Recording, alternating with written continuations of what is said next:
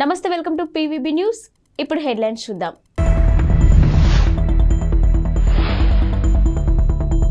Corona భయంతో ముందుగానే మేడారానికి పోటెత్తిన భక్తులు.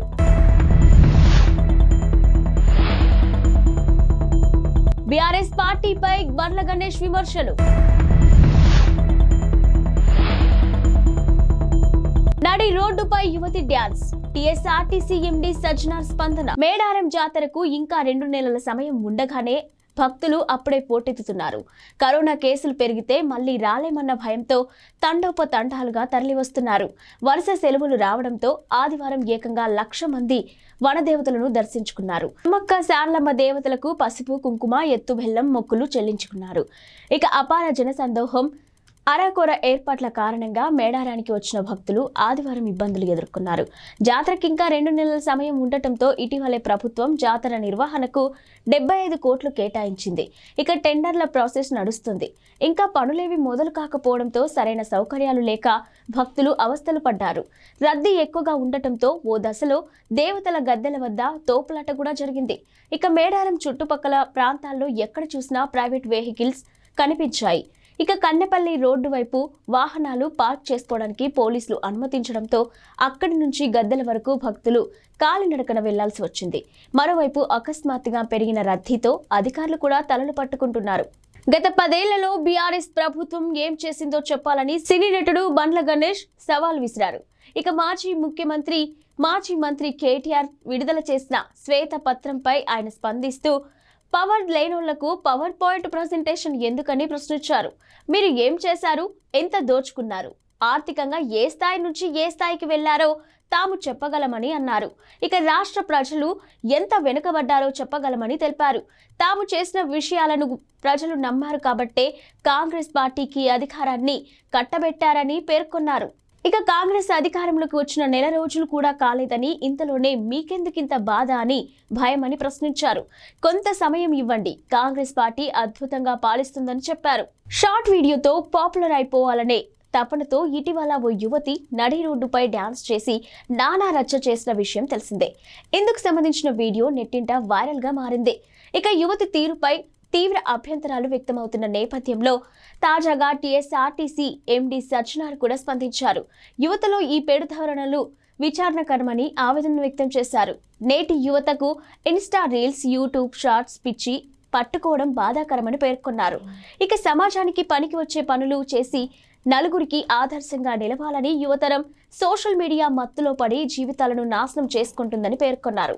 ఇక సోషల్ మీడియాలో రాత్రికి రాత్రే పాపులర్ కావడం కోసం నడి రోడ్డుపై ఇలాంటి వెర్రి చేష్టలు చేస్తూ ఇతరులకు తీవ్ర అసౌకర్యాన్ని కలిగించడం ఏం ఆనందమో ఏమో అంటూ ఆయన ఎక్స్ వేదికగా పోస్ట్ చేశారు. తెలుగు రాష్ట్రాల రాజకీయాలు అత్యంత ఆసక్తికర పరిమాణం చోటు చేసుకుంది. పైగా ఇది ఎవరు ఊహించని విషయం కూడా. ఏపీ సీఎం జగన్ సోదరి వైఎస్ఆర్టీపీ అధ్యక్షురాలు వైఎస్ షర్మిల టీడీపీ జాతీయ ప్రధాన కార్యదర్శి నారా లోకేష్ కు క్రిస్మస్ కానుకలు పంపారు. ఇక వైఎస్ఆర్ కుటుంబం మీకు శుభాకాంక్షలు తెలుపుతుంది. ఈ క్రిస్మస్ ఆనందమయంగా కొనసాగిపోవాలని, మీకు 2024లో అంతా శుభం కలగాలి అంటూ షర్మిల సందేశం పంపారు. ఇక షర్మిల కానుకలు పంపిన విషయాన్ని నారా లోకేష్ స్వయంగా వెల్లడించారు. అంతేకాదు ఆమె పంపిన కానుకల పట్ల హర్షాన్ని వెలిబుచ్చారు. ప్రియమైన షర్మిల, మీరు పంపిన అద్భుతమైన క్రిస్మస్ కానుకలకు హృదయపూర్వకంగా కృతజ్ఞతలు తెలుపుకుంటున్నాం. మీకు, మీ కుటుంబానికి ఈ క్రిస్మస్ తో పాటు నూతన సంవత్సరాది కూడా సంతోషకరంగా సాగిపోవాలని నారా కుటుంబం శుభాకాంక్షలు తెలుపుతుందని చెప్పుకొచ్చారు. దేశవ్యాప్తంగా మరోసారి కరోనా కేసుల వ్యాప్తి కొనసాగుతుంది. ఇటీవల JN1 వేరియంట్ వెలుగు చూసిన నేపథ్యంలో రాష్ట్రాలు, కేంద్రపాలిత ప్రాంతాలు కరోనా నిర్ధారణ పరీక్షల సంఖ్యను పెంచాయి. ఇక తాజాగా తెలంగాణలో 1,322 శాంపిళ్లను పరీక్షించగా 12 పాజిటివ్ కేసులు నమోదయ్యాయి. మరో 30 మంది ఫలితాలు వెల్లడి కావాల్సి ఉంది. ఇక తాజా పాజిటివ్ కేసులతో కలిపి రాష్ట్రంలో ఇప్పటి వరకు నమోదైన మొత్తం పాజిటివ్ల సంఖ్య 8,44,540కి పెరిగింది. ఇక ఇవాళ ఒకరు కరోనా నుంచి కోలుకున్నారు.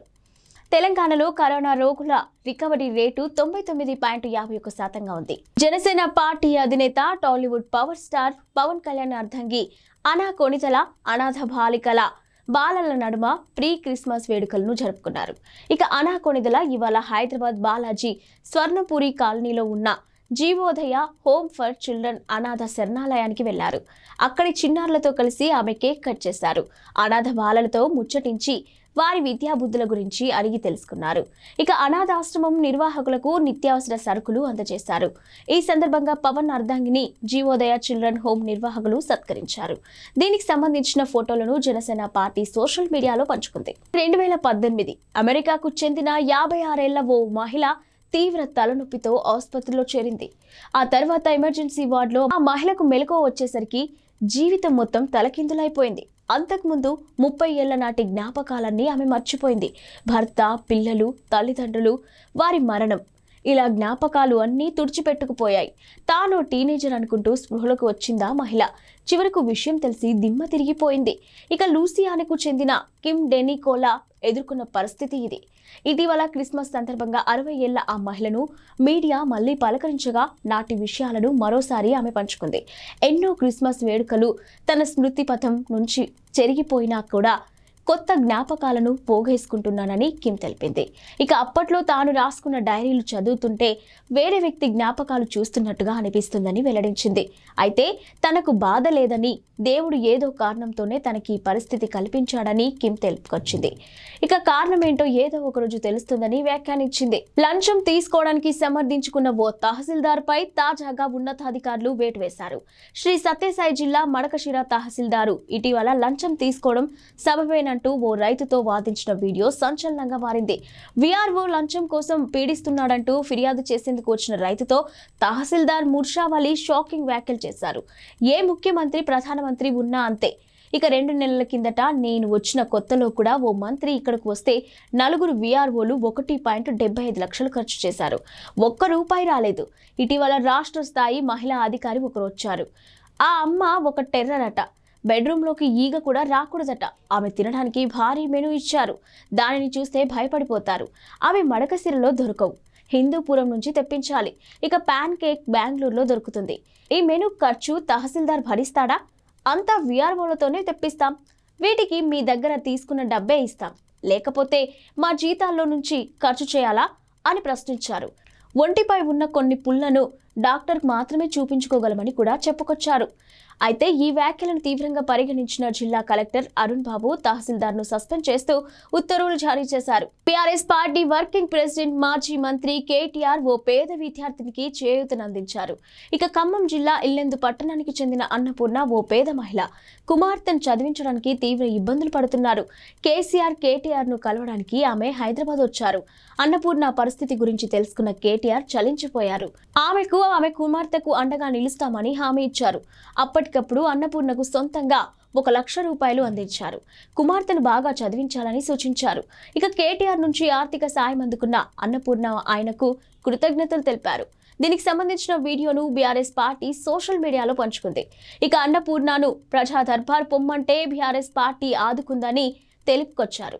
ఇక అధికారంలోకి వచ్చిన తర్వాత వారం రోజుల పాటు హడావుడి చేసిన ప్రజా దర్బార్ కేవలం ప్రచారానికే పరిమితమైనట్టు కనిపిస్తుందని బీఆర్ఎస్ ఎద్దేవా చేసింది. తెలంగాణలో కొత్త ప్రభుత్వం వచ్చాక కీలక స్థానాల్లో ఉన్న అధికారులకు స్థానచలనం కలుగుతుంది. ఇక తాజాగా 7 సీనియర్ అధికారులను బదిలీ చేశారు. ఇక బదిలీ అయిన వారిలో 6 ఐఏఎస్లు కాగా 1 ఐపీఎస్ అధికారి. ఇక రంగారెడ్డి జిల్లా కలెక్టర్ గా గౌతమ్ పొత్రును నియమించారు.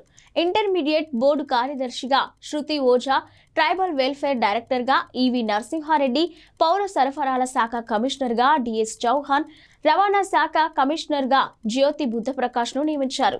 ఆబ్కారీ శాఖ కమిషనర్ గా ఈ శ్రీధర్ ను నియమించారు. ఆయనకు టీఎస్ఐఐసి ఎండీగా అదనపు బాధ్యతలు కూడా కేటాయించారు. ఇక ఈ మేరకు రాష్ట్ర సీఎస్ శాంతికుమారి బదిలీ ఉత్తర్వులు జారీ చేస్తున్నారని చెప్పుకొచ్చారు.